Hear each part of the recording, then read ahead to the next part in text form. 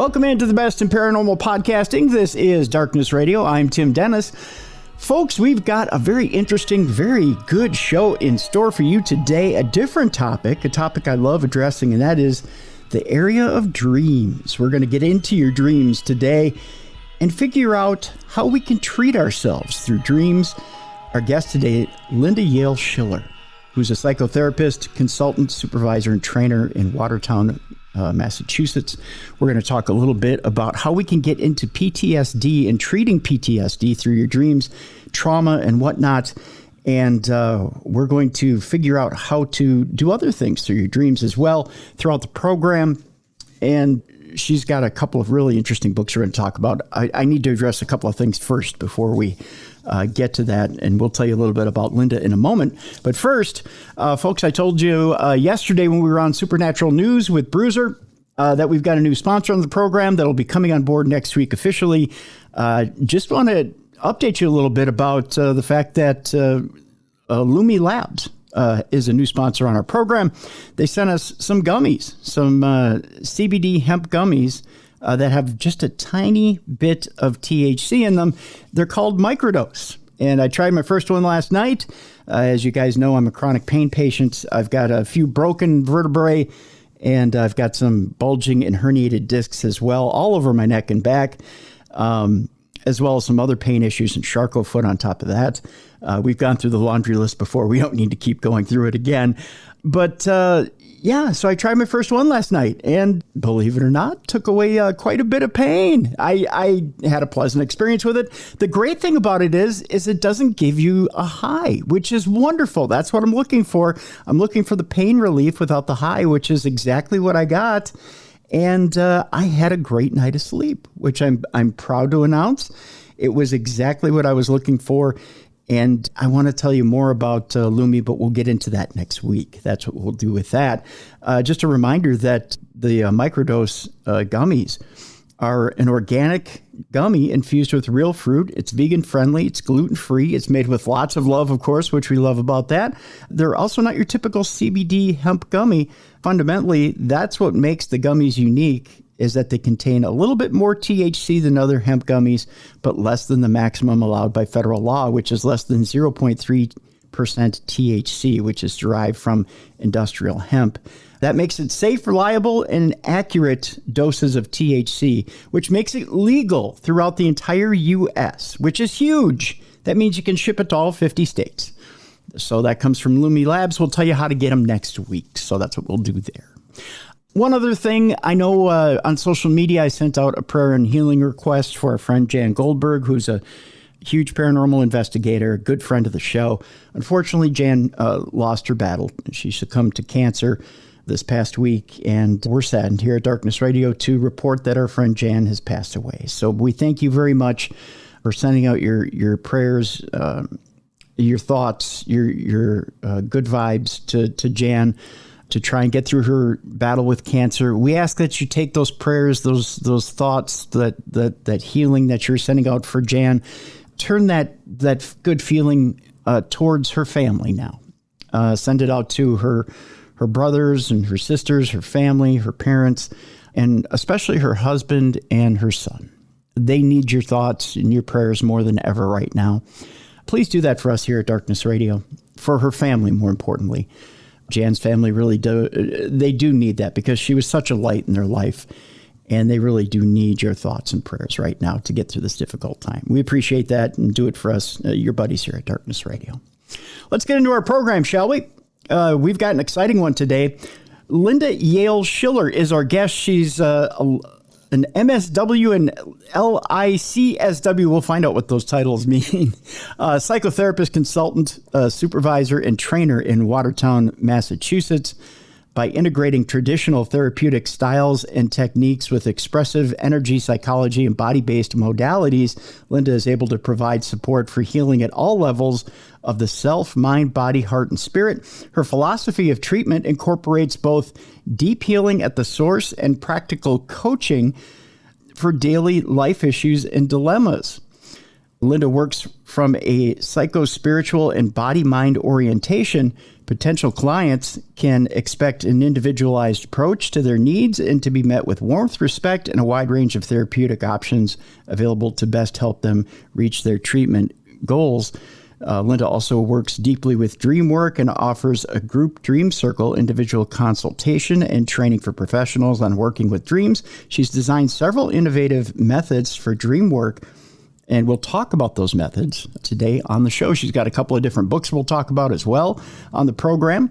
One of them, which is intriguing, we'll start off with, is PTSDreams, Transform Your Nightmares from Trauma Through Healing Work.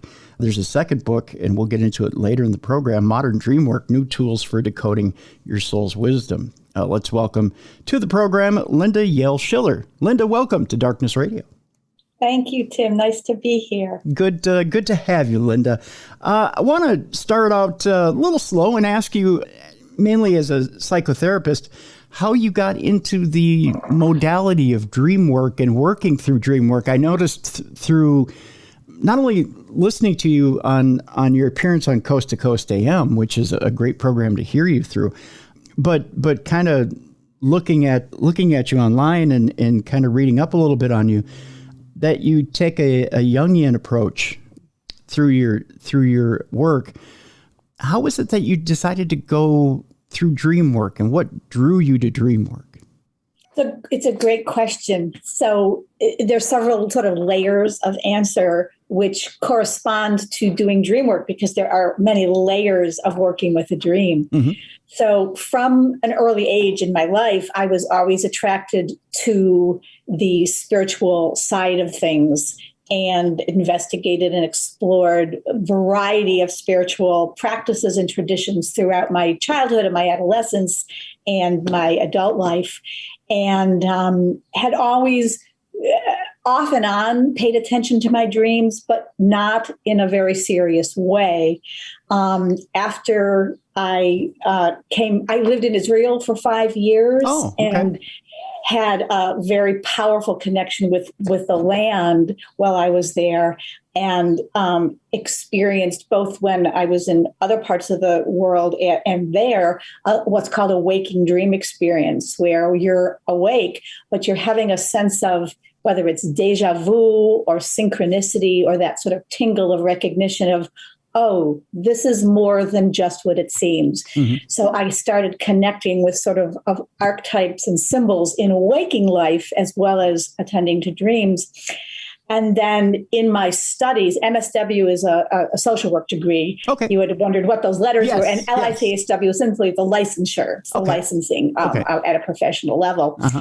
And I came back, I was from Buffalo, New York originally. Mm-hmm. And then when I came back to the States, I moved to Boston, where I live now. And in addition to my professional work, I've been a dancer for many years, and I have a dance community. This is relevant because a friend of mine from my dance community moved from New York to Boston, and she said, I'm so done with New York. It's way too much city for me. I don't miss anything really about the city except my dream circle. Oh. And she said, I want to start a dream circle here in Boston. And she says to me, will you join me? And I said, yes. And then my next question was, what's a dream circle?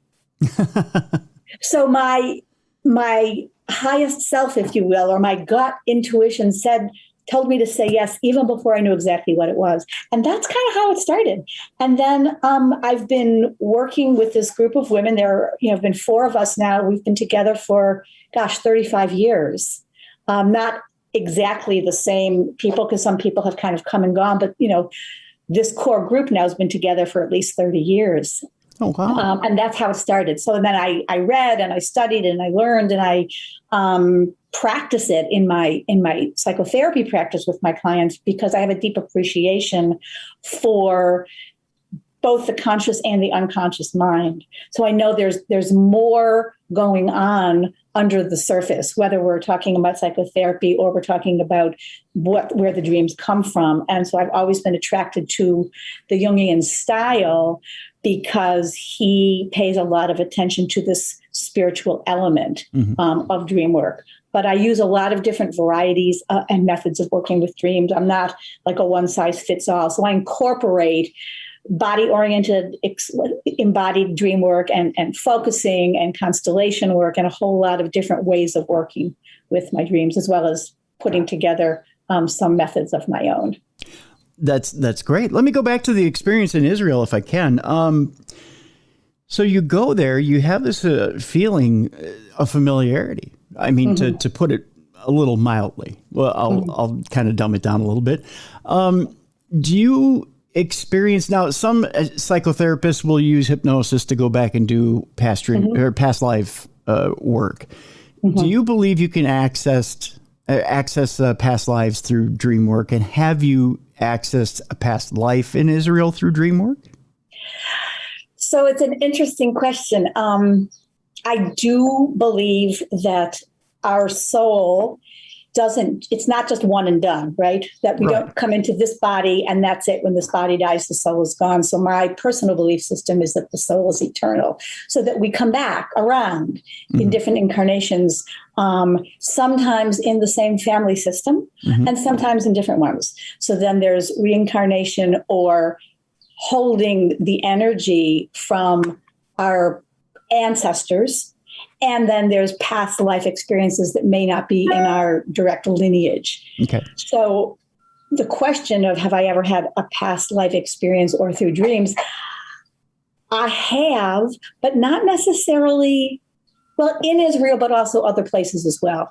And the first one I had was, I think this was as a teenager, in New York State. The Native American Indian tribe are the Iroquois. Okay. And I read a lot about Native American life and culture and traditions.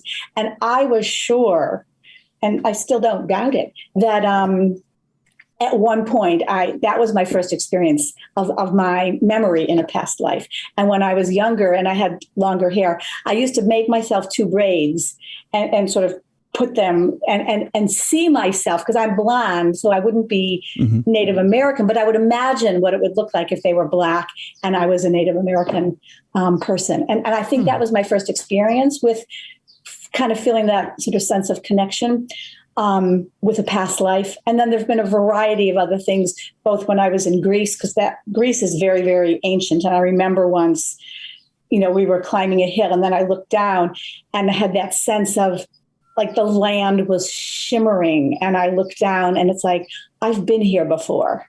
Yeah. I didn't know when or where or how, but I knew it like in my bones. And that type of experience happened in Israel as well. And in other places in the world. So after having those flashes or images, has it ever come back to you in a dream? Have you ever had a dream that's felt so real that you know that those are flashes from that life? Yes. The short answer is yes. Okay, sure. Yeah. Okay. Yeah. But nothing you want to share? Well, the one thing that I can share that is sort of relevant is I had a dream, I don't know how many years ago now, where, well, I've had several dreams that were clearly set in the land of Israel in ancient times. And in one dream, there are 2 I remember. One is, I'm remembering, as you ask, that I saw an image of a low tent, and I'm part of a procession of a line of women wearing sort of jalabias and covered garments, walking toward this tent, and I can hear in the tent is drumming and other music. And we're walking to the tent to participate in some kind of a ceremony in the desert. And that was a dream I had. And it was so visceral. And the sense was, this is a memory dream, not a dream that's symbolic of something per se. So that was one dream that I had. And then another dream that I had was, again, set in a desert mountain area. And this is interesting. I'm climbing a mountain again because high places often feature in a variety of spiritual traditions in one way, shape, or form. So in this dream, I'm climbing a mountain, and somehow in the side of the mountain, there's this blue stone, and I pull it out of the mountain, and it's really large. It's the size of a surfboard, but it's this shimmering, gorgeous blue stone. And then I'm on the stone, and I kind of surf down the mountain and across the desert like I'm surfing on a sea. And it was somewhere between flying and surfing or water skiing. But again, there was this visceral sense of something about this shimmering blue stone and being in the desert felt familiar. And then that one I actually pursued in my waking life. And there's a story that may or may not be relevant for today about actually finding the stone at some point. Really? That symbolized the dream that I had. Yeah. So you were able to validate it in real life? Well, I felt called that this stone was important to me, that it had some kind of a special meaning or message for me. Sure. And so for a while, I was kind of on the lookout for how am I going to connect with this stone? Okay. And I even went online and I ordered a necklace once, and it was a beautiful necklace when it came, but it wasn't my stone. I knew it. Mm-hmm. So I had lived in Israel for 5 years. I came back, and about 20 to 25 years after I had returned to America, my family and I went back to Israel for a visit. And while I was there, we were shopping in the old city in Jerusalem, mm-hmm. in the marketplace. And I found my stone. I found a beautiful necklace with this gorgeous turquoise blue stone in it called an Eilat stone. And I knew that was it. And I've had it ever since. And it just feels like a special dream stone for me that connects me with a variety of different types of spiritual and psychic heritage. Huh. Interesting. Wow. That's a very cool story. Thank you. Yeah. Interesting. Very interesting indeed. So I just, as you're sitting here talking about this, I think we all have something like that where we've had a dream, especially when you talk about the braids. I think we all have something where we connect like that, where mm-hmm. To me, as you were talking about that, I think of just for myself, I can only relate to myself. Sure. High school archery class, when you're in gym. And I remember standing there as I'm firing off arrows and thinking of, I don't know why, but it pops in my head, thinking of a time like a Sherwood Forest type area, mm-hmm. and thinking of like a medieval, wearing medieval hoods and firing off arrows, and I'm probably thinking of one too many Robin Hood scenarios, and probably just, romancing over Robin Hood movies. But it felt a little too real. Well, this takes us back, the story that you're sharing, to the realm of dream, because there's a different resonance when we're having a dream or a waking spirit experience that is part of our daily life. Because a lot of dreams will come to give us information about what's going on in our life today. I mean, that's the first layer, if you will, of dream work. How is this dream connected to what I'm experiencing today? A dilemma or a struggle or something fun or something exciting. Mm-hmm. And then we can trace the dream work through symbols and metaphors. But then there are times when we have the sense of the numinous, right? Mm-hmm. Of this is bigger than just us. And that comes when we, in dream life, when we, for example, have a departed relative show up. Okay. Sometimes that could be a metaphor for something. Oh, I dreamed about this woman who reminds me of my mother because of X, Y, and Z that's going on with my mother. Or it can be a visit from the departed relative. I was just going to ask visit, you that. Yeah. Okay, go ahead. It feels different, mm-hmm. right? It feels different in our body. We have that tingle, that larger than life experience, and that can happen in waking life too. So I would not rule out that if you had this sense of this is more real than real when you were, shooting your arrows in gym class, it could have been that you were connecting with an experience that you had actually had in some form of life. We don't know for sure how consciousness and embodiment work, so we can't rule it out. I think. Let's tackle that point you just brought up there, Linda. The point of how do we tell the difference between a dream visitation from a relative and what could be just potentially that relative showing up in a dream? I get this question a lot from listeners. And I'll get emails from listeners saying, you know what, I think I saw grandma in a dream, but I'm not quite sure. Like it was, I might have felt her over here, or I heard her voice, but it wasn't quite her. As opposed to full on, they're standing in front of me and they're giving me messages. So they're standing in front of me and, you know, it feels so real. I could touch her hand and I felt her energy and I could smell her perfume and, you know, I touched her hair. What is the difference between I had a real honest to God dream visitation with my loved one and it was just, you know, I really missed that person and they showed up in a dream? Well, I think, Tim, you just did a fantastic job in describing exactly what the difference is. Really? Yes. When it is that vivid and visceral, and you have what's called a felt sense of experiencing the person, their energy, their touch, their hair, you see the look in their eyes, and often, well, there's two people can come back to visit either because you have a strong love connection with that person or because there's unfinished business that the two of you need to work out. But in the sense you're describing with the grandmother, the sense of that strong love connection was so visceral and so vivid. And so you could practically taste, you know, her presence there.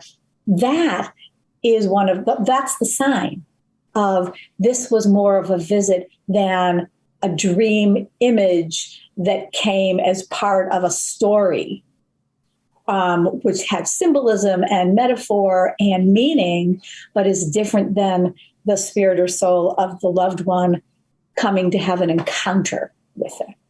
So I think you did a great job in describing the difference.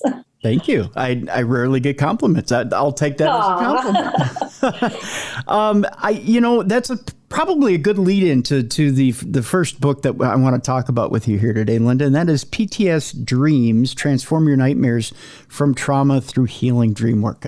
A lot of people would consider the passing of a loved one trauma, or even a trauma that is hard for us to get through, especially when it's someone close. Right.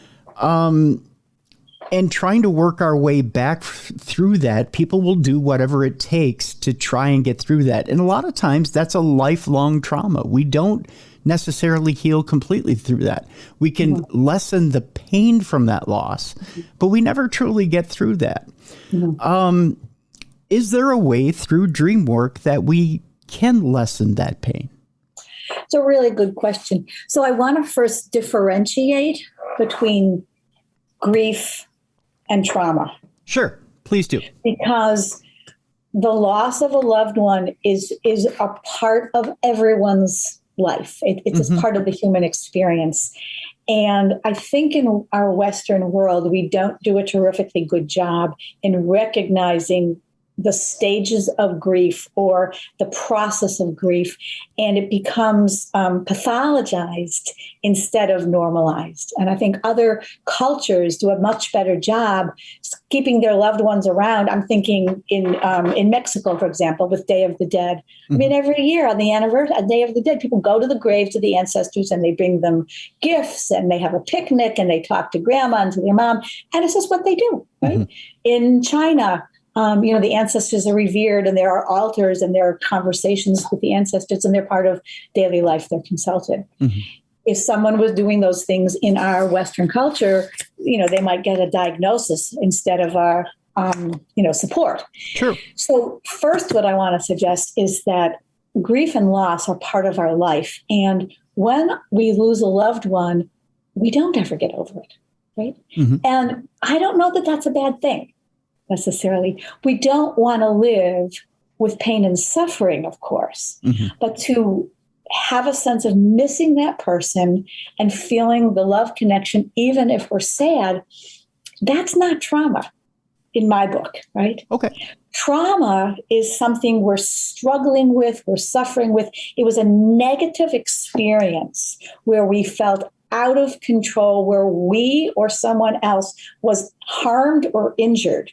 Physically, emotionally, spiritually, all of the above.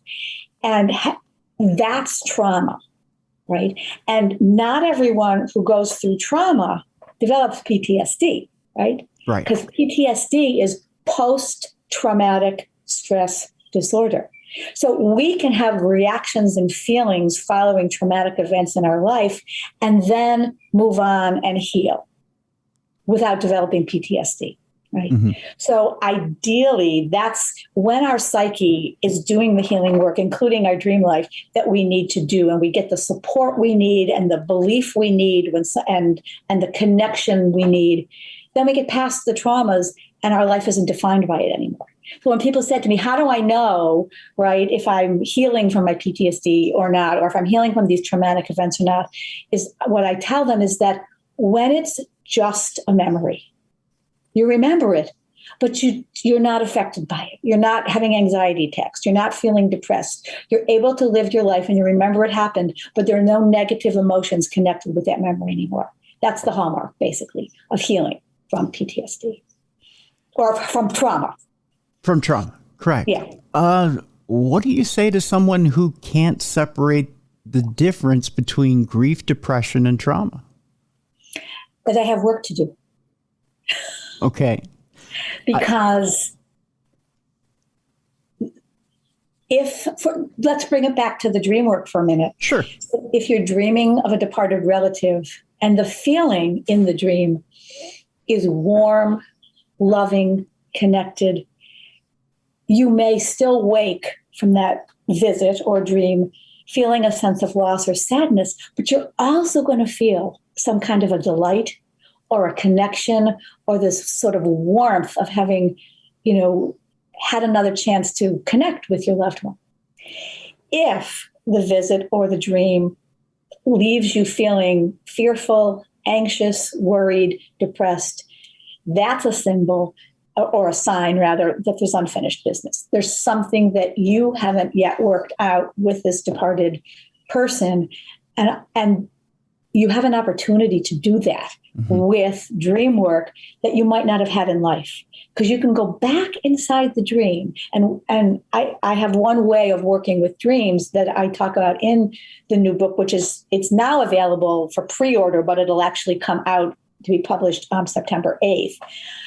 That you go back inside the dream once you have done the work to make yourself safe. It's called the Gaia method, which stands for Guided Active Imagination Approach. And this is based on both Jungian active imagination and on best practice trauma treatment, where we start from a place of safety. So part one is all about creating safe space outside the dream. Then there's a bridge where we look for resources and safety that we might not have recognized in the dream.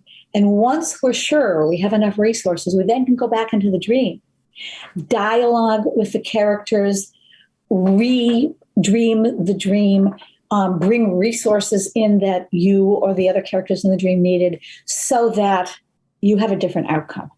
And what I tell people that I work with in dreams is that where you woke up is not necessarily where the dream ended. It's just where you woke up.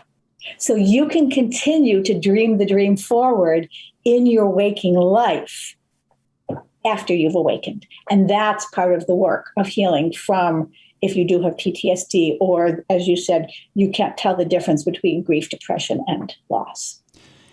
It's interesting, and I'll tell you what, we'll take our break here because we're really starting to get into the deep water, and I do want to take you a little deeper here, Linda, because I do have a couple of friends who, and I'm just going to deal from their experiences when I ask you these questions. Sure. And one who in particular I asked that question from, the difference between grief, depression, and trauma, and if you can't see yourself forward from that. And I'm talking mired in all three. Yeah, I mean, can't see the forest for the trees. That type of deal. And it's real hard to try and give somebody a pep talk when they don't want the pep talk. And I don't know what you do for that person. And I'll tell you what, when we come back, I want to ask you that question. What do you do for somebody who you can't give them that pep talk, or you can't get them to a place where they want to get past that. And we'll tackle that when we get back. Our guest is Linda Yael Schiller, and the two books we have descriptions, actually a link in the description of this program, and you can also get them on Amazon.com. PTSDreams, Transform Your Nightmares from Trauma Through Healing Dreamwork. The other book is Modern Dreamwork, New Tools for Decoding Your Soul's Wisdom. When we come back, we'll ask Linda that question. What do you do when you can't get to that first step, when you can't get through grief, trauma, and depression?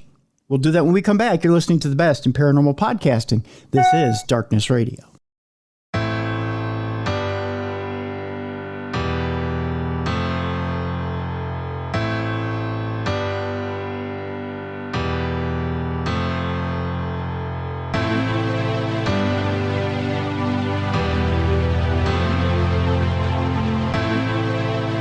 Welcome back to the best in paranormal podcasting. This is Darkness Radio. I'm Tim Dennis.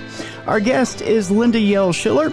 We are talking about PTSDreams, Transforming Your Nightmares from Trauma Through Healing Dreamwork. And we're starting to get into the dreamwork, but I wanted to kind of establish a baseline here before we get into that dreamwork.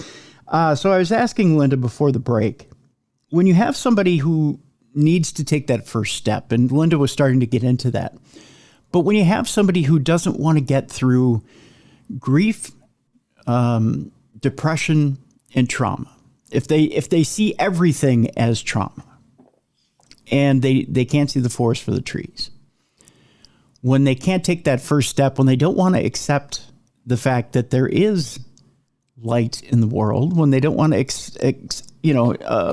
I guess when they don't want to see the fact that there is good in the world, that there's happiness in their life, when they know that. I'm okay.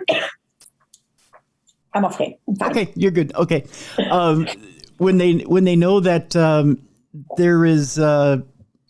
there's something to their life that is good, how do you push them forward to see that good and begin the process of healing? It's a really, really good question. And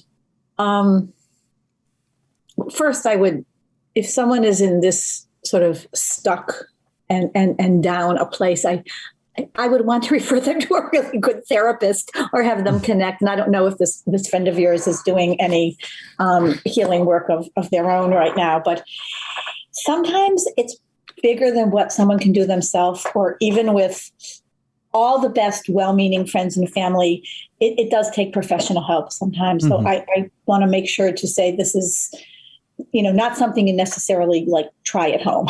Right. And to continue though, when someone is sort of mired in that darkness, they have developed what we might call a victim mentality, mm-hmm. where their identity has become wrapped up and caught up with the terrible things that they might have experienced or have happened to them. And somehow then, because you said that they don't want to get past it. And I think that's actually the first step. And no one else can do that for someone. Mm-hmm. So even if they can't see, accept, or acknowledge that there is light in the world, as you put it, or there are good things in the world or in their life, if they don't want to look at it, we can't make someone do that, right? Like you can lead a horse to water, but right. You can't make him drink. Yeah. So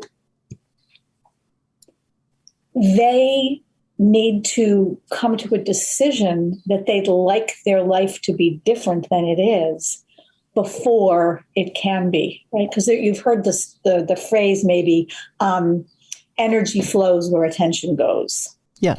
So if all their attention is going to the dark and the pain and the suffering, there's no energy going to the possibilities of hope or resilience or healing. So the first step then is to get to a place where someone says, I would like for things to be different. And part of why that can be so challenging, because as I said before, if this pain and suffering has become part of their identity, it's really scary to give it up. Who will I be if I'm not identified with this trauma? And I have had clients who have been in that stuck place.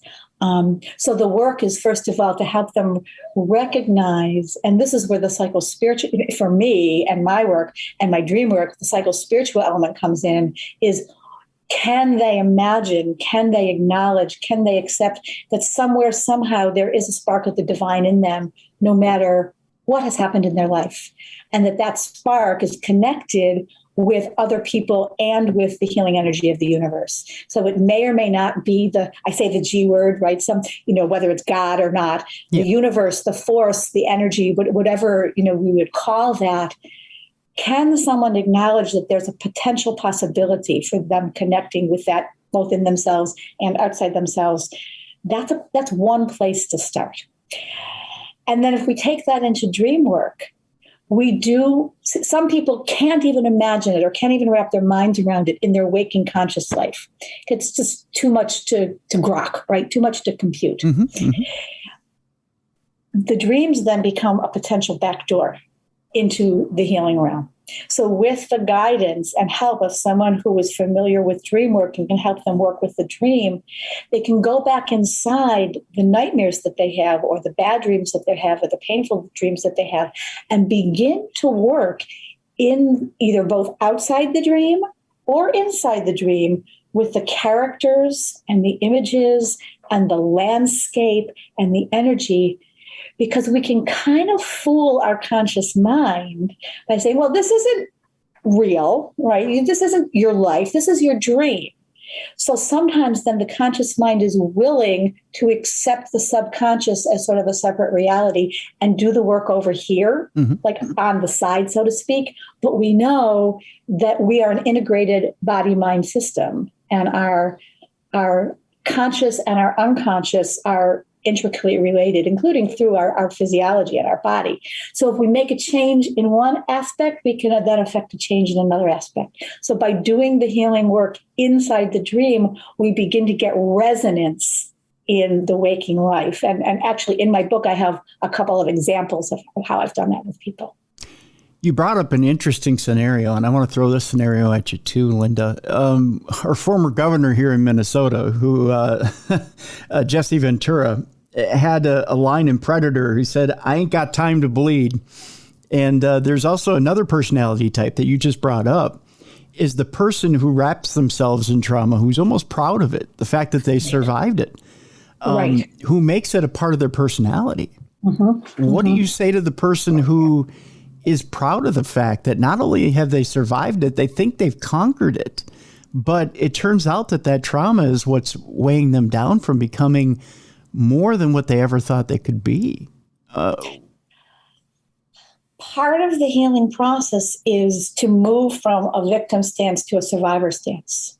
So being proud of having survived difficult experiences is part of the healing journey. Ideally, however, it doesn't stop there. Because if you're still identifying yourself by making a reference point of the terrible things that happened to you, then you're missing other opportunities in your life. So to work with someone around recognizing that there are additional options, they don't have to let go of being proud of their survival skills.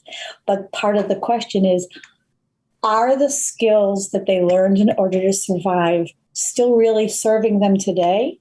Or have they become outdated or outmoded or no longer relevant for what's happening in their life right now? And so that's a process that people may or may not go through, sometimes with professional help, sometimes doing deep dream work with or without professional help. Are you still drawing too much negative energy to yourself if you keep calling that energy to yourself and pointing out the trauma over time that you've survived? If you keep saying, well, you know what, I was a survivor of this, I was a survivor of that, are you still drawing that negative energy to yourself if you keep calling upon it over the years? I think if nothing changes, then that would be true. If it's static, if you reach a point where you say, I survived this, and over and over and over again, that's the story, right? There's another, I learned this million years ago in my first job out of graduate school from my consultant. She said, I am the story I tell myself I am. So the story you're telling yourself about yourself is who you become.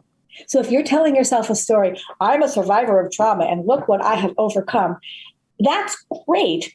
But if that's your whole story, you're missing a lot of other opportunities for potential happiness in life.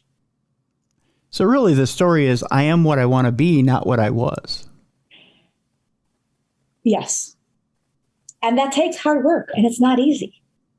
Because a lot of people identify themselves by what happened to them as opposed to who they are or who they could be.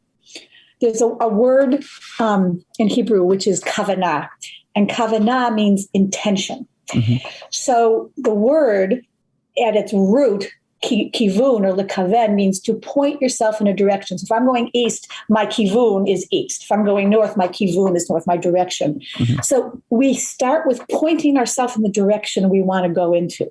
Okay. Even if we're not there yet. But if we point ourselves in a different direction, then we have the possibility of getting there.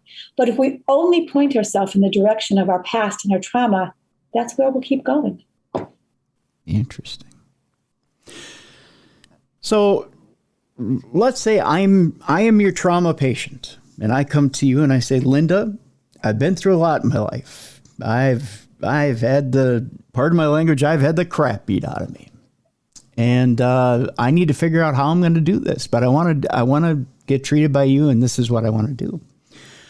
How do I start? If I want to do this through my dreams, how do I get into it? How do I start to reconcile myself and move through this trauma? What happens? So if we're doing dream work together, the first thing I would say is good for you, because you've already started, right? Pointing yourself in a different direction. Yes. Saying, I'm tired of living my life feeling like there's danger around every corner. Or I'm going to be hurt every time I turn around. I want to have a different story. I don't want to live that way anymore. So A, you've taken the enormous first step of pointing yourself in a new direction. So you're already halfway there. So then we turn to, how do you do this healing work if we're doing dream work? I would tell you, first of all, buy a dream journal. Buy yourself a book to write down your dreams, because we know dreams are like wisps of smoke. They're very ephemeral. You sit up too fast, it's gone.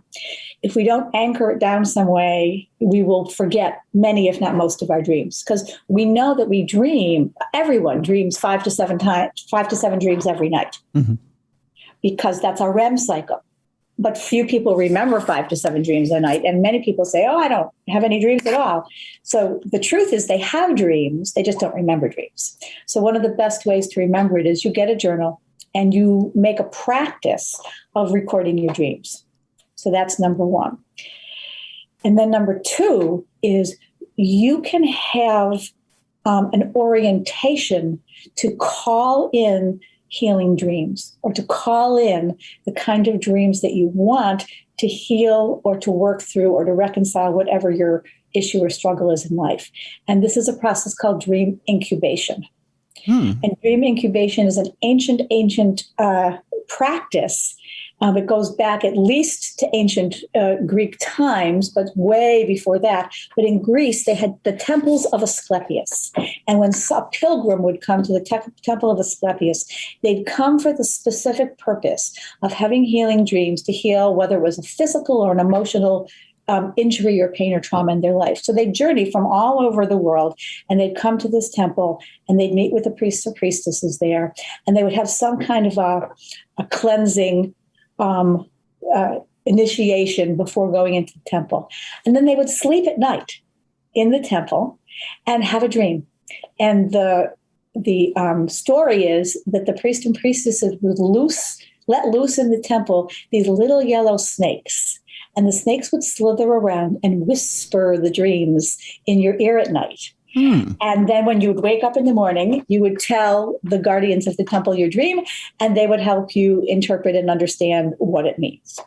And that is the dream incubation from the temples of Asclepius.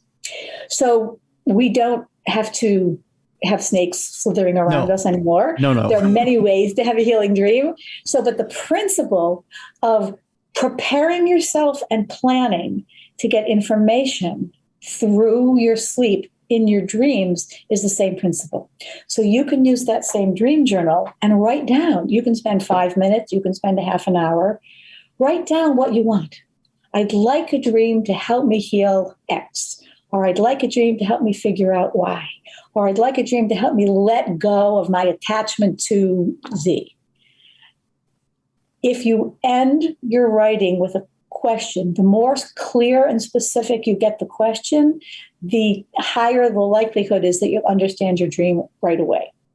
And then when you wake up, whether it's in the middle of the night or in the morning, try to get the dream as soon as you can upon waking up. And write it on the same page that you've written your question. And there will be a connection in the dream. You may have to do the work of peeling the layers of the dream in order to find the connection, but there'll be a message in there for you. Your job is then to find the gift in the dream. Interesting. I always assumed that there was no control over what it was you dreamt, that it just kind of came to you. I'll give you an example, and I hate to cut you off. I'm sorry, Linda. We'll continue on here shortly. And I'll give you an example.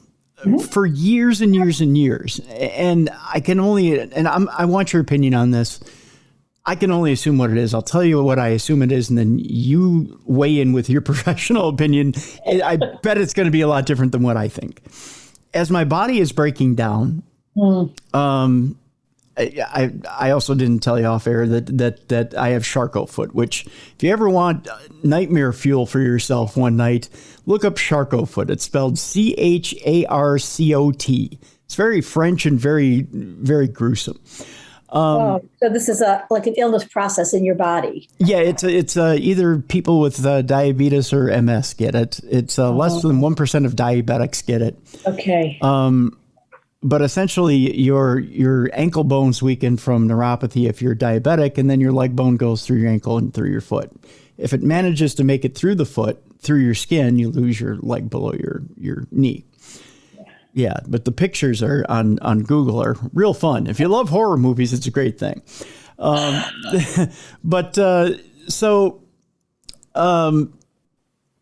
as I'm having different parts of my body break down every single night, multiple times a night, I'm having these, and I had for years, I'm talking 3 to 5 years, maybe 7 years.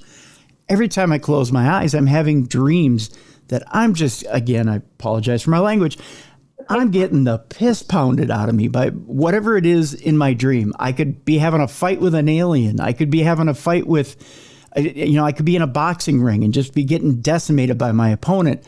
I could be having a dream where I'm in a wrestling ring and I'm getting killed by 3 guys in a ring at one time. Mm-hmm. I could be out in the middle of a street and I could be getting pistol whipped by somebody. But it's just every single dream I have, somebody's jumping me and beating the crap out of me. Right. And it's every single night, and it's multiple scenarios. Like you said, 5 to 7 times a night we dream. Every 5 scenarios, each scenario is I'm just getting beat. And I wake up and I'm exhausted. Oh, yeah, I bet. And I'm like, when's this going to end? Right. It just didn't end. And so I thought, well, here we go. I'm going to go to sleep. And, I just didn't know when it was going to stop. Finally, one day it stops. I just don't know why. But it stopped. And I have chaotic dreams, but I don't remember them. I don't know what the chaos is, but I don't remember what it is. And a lot of times I don't remember what I dream now, but I just know there's some chaos there. But I can't remember. I don't know what it is. So in your professional opinion, is it just the coinciding of my body breaking down and my psyche trying to deal with it? So, first of all, Tim, I'm so sorry that you're struggling with this and you have this physical pain. And I'm so sorry that you also have had the nightmares. To be able to answer your question, can I ask you a few questions? Absolutely. Okay. So, when did you have the nightmares and when did they stop? Let's see here. I'd say they started. I gotta think of what year they started. So approximately how many years ago, or approximately how old were you, or approximately what year? It doesn't matter exactly. I'd say approximately maybe 12 to 15 years ago. And that's when they started. Yeah. And then they ended. So they probably ended, maybe it was recently, maybe 2 to 3 years ago. Okay. Yeah. When they began, had you already been experiencing the, I don't know if I'm going to pronounce it. Charcot foot? The Charcot foot? Yeah, I've been in full blown. Even complications with Charcot foot, I've been in full blown complications. I've had Charcot foot for about 8 to 9 years, and I've been in full blown complications for 6 years, 5-6 years. So you have had this Charcot foot for like 8 to 9 years, but the dreams began 12 to 15 years ago. Yeah. Were you experiencing symptoms before you were diagnosed? In the foot itself? No. Well, wherever the symptoms would have been, before you were diagnosed, there must have been some physical symptoms. I was having issues with my neck and back then too, and I mean the neck and back were degrading, and I was having physical issues there too. Okay. Yeah. So what it sounds like to me is you had what we call prodromal dreams. And prodromal dreams are predictive dreams specifically connected to physical ailments or illness. So you started to get these dreams of getting, as you said, the shit beat out of you for, 5 to 8 years before your diagnosis. You're already feeling some pain and some breaking down in your body. So I think your dreams were alerting you. They were a medic alert in the beginning, saying something's wrong, something's not okay. Because when we have repetitive dreams, those repetitive nightmares, that is a clear SOS from our unconscious. Something's going on that we're not attending to or addressing or doing the right thing to figure out so we can heal. Okay. So I think in the beginning, the dreams were giving you a medic alert that something is going on. Because you're getting getting pounded out, as you said, getting beat up over and over in your dreams. I imagine your body was already experiencing feeling like it got beat up. Oh, yeah. You just didn't know why. Yeah. So the dreams were a metaphor. Right? You weren't getting pistol whipped on the street, but if your neck was hurting and your back was hurting, like the core of your body was in pain. Yeah. And the dreams were saying, in a way, and this is sort of like, Monday morning quarterbacking, but the dreams were saying, this is even worse than you think. Because in the dreams, you were really getting pulverized. And at that time, you were having symptoms, but it wasn't as bad yet until it led to the diagnosis, if I'm getting the time frame. Yeah, yeah. So that's part A. Part B, they ended 2 to 3 years ago and switched.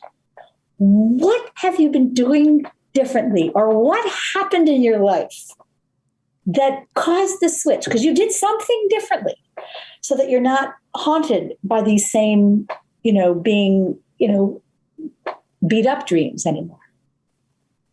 Well, I have been taking better care of myself. I've been seeing,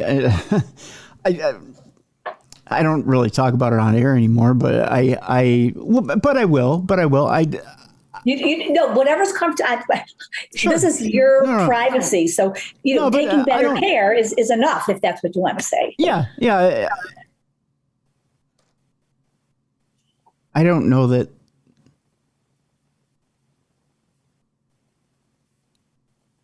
I don't know that listeners know this, but I go to the doctor weekly.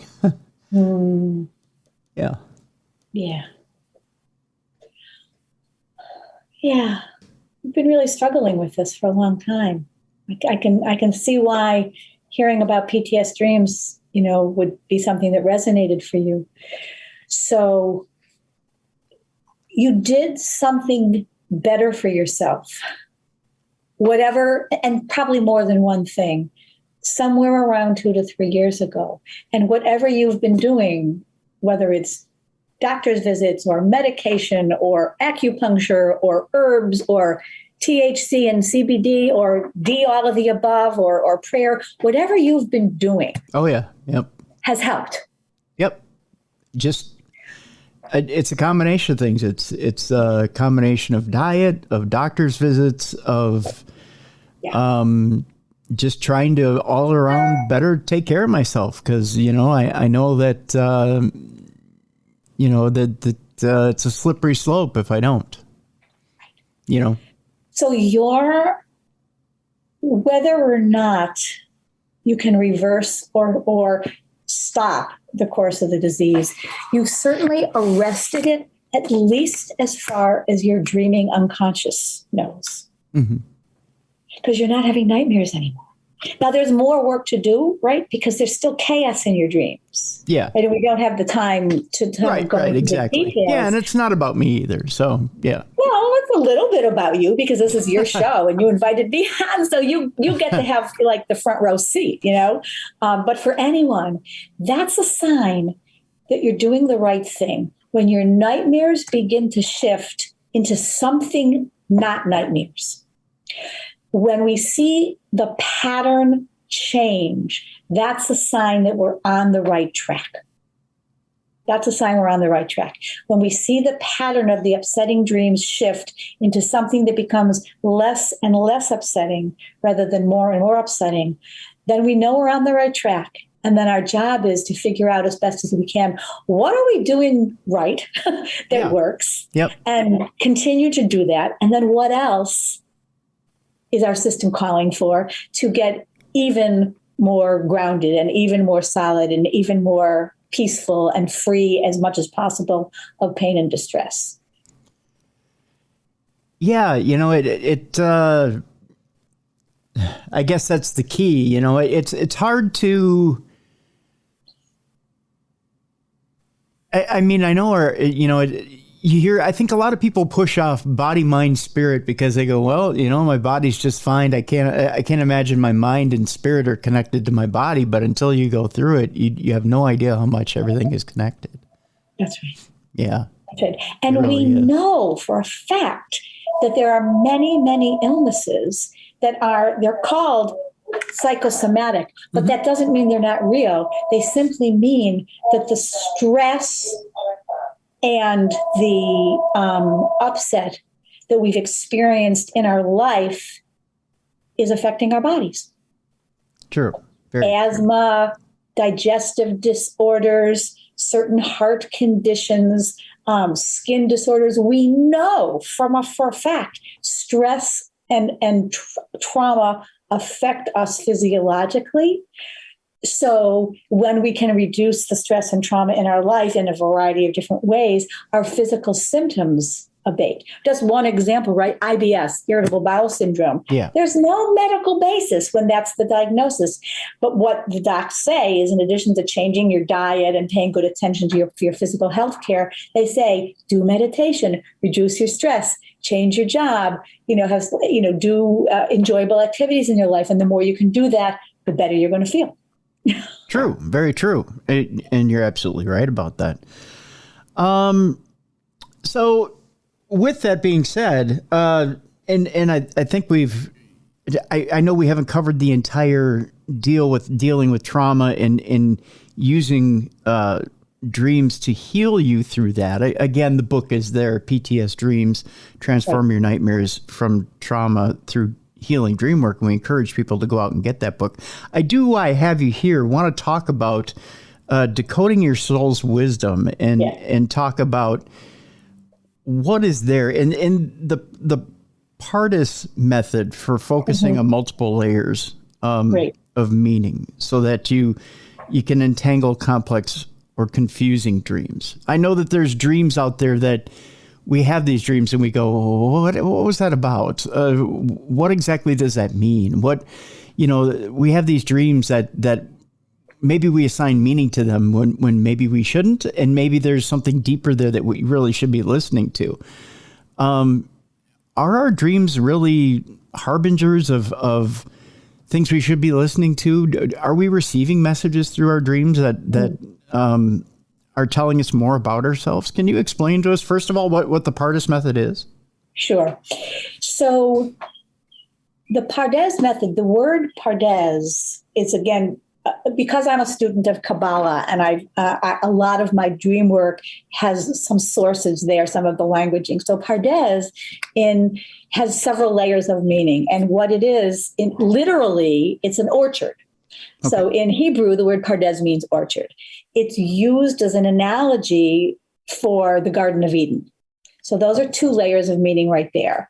And then when we study the holy books, in Judaism, the Torah, the way to get to the deepest layer is called the Pardes method. And each of the letters, the P, the R, the D, and the S, are the first letter of a Hebrew word that gives us the ever deepening layers of inquiry. Mm-hmm. So the P is the surface layer of our dream, and P stands for pshat, which in English means the simple layer. So the first layer of our dream is the dream itself. Okay. It's the characters, it's the story, it's the images, is what we dreamt. That's the simple layer. And sometimes we have a lovely dream. We wake up, or we have a fun dream, or we have a sexy dream. We wake up and we go, I don't want to touch this. I just had a great time. That's plenty for me, right? Right. So that's layer one. Layer two, the R is the first letter of the word remez, and remez means hint or hinted at. So the second layer is the hints that we first get, our first associations. We had this dream, and it's like, oh yeah, I dreamt about pizza because I had pizza last night. Oh yeah, that's the connection. And actually, there was too much pepperoni, and I kind of had indigestion, so maybe I shouldn't eat pizza right before bed anymore. Not a super deep and complicated layer, but it wasn't in the dream itself. In the dream, there was just a big pizza pie, and that's it. Mm-hmm. But you made some associations after waking up to, oh, maybe this means this. So that's the second layer. Third layer is the D for drash, which comes from the word lidrosh, which means to chase after or pursue. Okay. So this is the layer of doing the dream work. So there's many, many methods, and I cover them in both Modern Dream Work and PTSDream. Many, many ways to work with a dream. There's the Gestalt method, where every character and every object in the dream is some aspect of yourself. There's a Jungian style of working. There is dialoguing with dream characters. There's working inside of the dream. There's working outside of the dream. There's many, many ways you can work with the dream. So in this layer, we work with the dream. We kind of really, call it out on the carpet, and we use a lot of different methods to say, okay, past that simple association, what else is there? What else does this remind me of? Is it something not just from yesterday, but from a few months ago or a few years ago, or something from my whole family system, or my holding family energy from a family legacy burden that I need to work out? So there's that whole layer. Okay. And then the final layer of the S stands for sod, or secret. So this final layer is the transpersonal, the spiritual, the mystical, and the layer that might have meaning not just for you personally, but also meaning for others in the world. Because we can dream for ourselves, and we can dream for others and dream for the world. So in this layer, we might find meaning at that mystical or transpersonal layer as well. Interesting. Okay. So wow, you've just unpacked a lot there. That's a lot to take in. So, it is. We covered a lot of territory in a short amount of time. We have covered a lot of territory. Let me ask you just real quick then, Linda. So sometimes that little bit of a roll in the hay in that dream it could be more than just a little bit of a roll in the hay in that dream. Absolutely. Depending on who you're rolling in the hay with and what you're feeling, right? If you're going to take one thing from dream work to pay attention to is there's two narratives. There's the storyline and there's the feeling narrative. Okay. Pay attention to the feeling narrative, and that's going to lead you, that's the road home to the meaning. How do you feel in the beginning of the dream, in the middle of the dream, at the end of the dream, and when you wake up? That'll give you an indication of where the dream is connected for you in your life. If it's somebody that's totally, if it just throws you off guard, like I'd never ever thought of ever having a roll in the hay with that person ever in my life, but it just so happens that it was that person. Right. What does that tell you in your dream? Well, so then you go into symbol and metaphor. Okay. Then you say, all right, who is this person? What's my relationship to them? Is this someone who is taboo, like a relative? Or is this my best friend's girlfriend or boyfriend? And if so, what does that mean about them and your relationship with the friend? Or is this a movie star or a political figure? And then let's say, in the book, there's one example I'm thinking of. Let's say you had a dream where you are having a lovely roll in the hay with Madonna. Okay, right? Sure. Who's Madonna, right? So then I would say, well, who's Madonna to you? And you would tell me, when I think of Madonna, I think of this, right? So who do you think of when you think of Madonna, just for example? When I think of Madonna, I think of early Madonna. So I'll think of the Like a Virgin Madonna. Okay. Okay. So it'd be a little bit of taboo, a little bit of cutting edge, a little bit of playing with society a little bit, but a little risky. Put it that way. Okay. Yeah.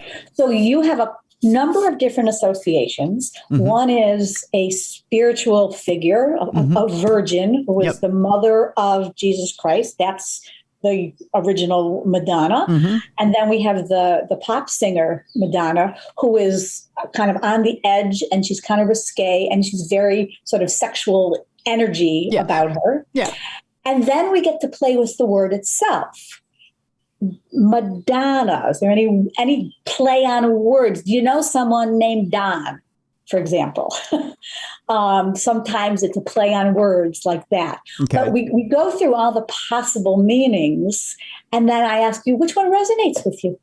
Because I'm not here, right? I don't interpret your dream, but I help you figure out where the resonance is from any possible number of associations. So you might say, well, I'm thinking about the Virgin Mary here, and someone else saying, I'm thinking about the rock star. So those are two very different dreams. Yeah, they are. Yeah.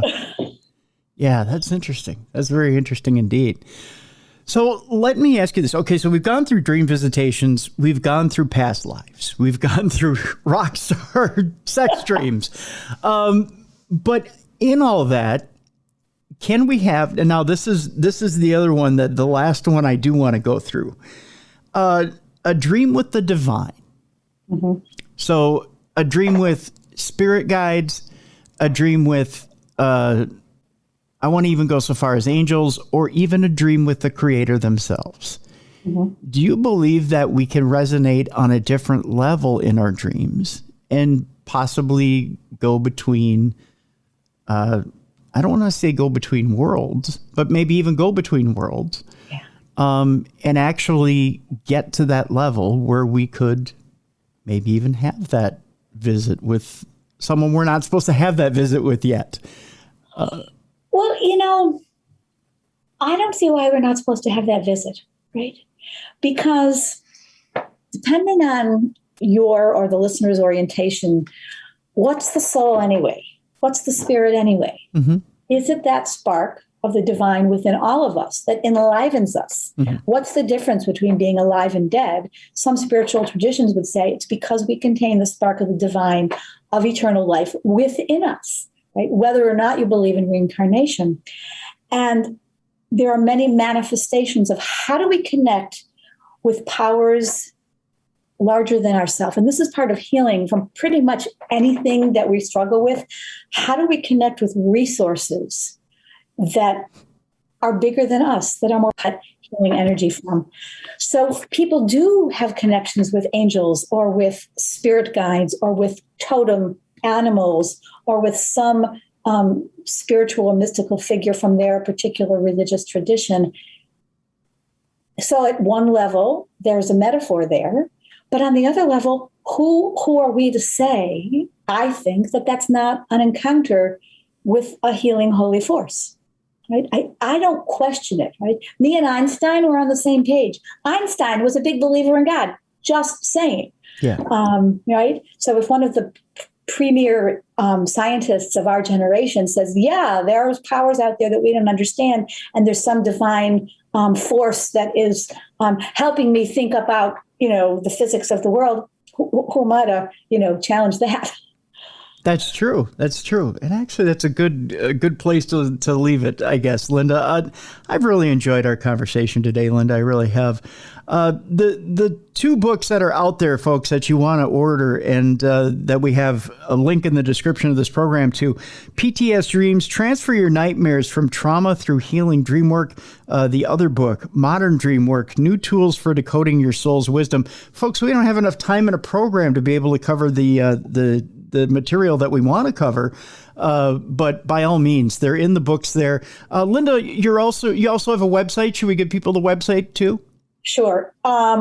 Each book has its own website. So there's PTSDreams.com and there's moderndreamwork.com. And then my personal website is LindaYaelSchiller.com. All right. And we'll have that up on the website as well, or the website, the description of the show, the same thing, right? Same difference. The description of the show, we'll put that up as well so you can access those websites.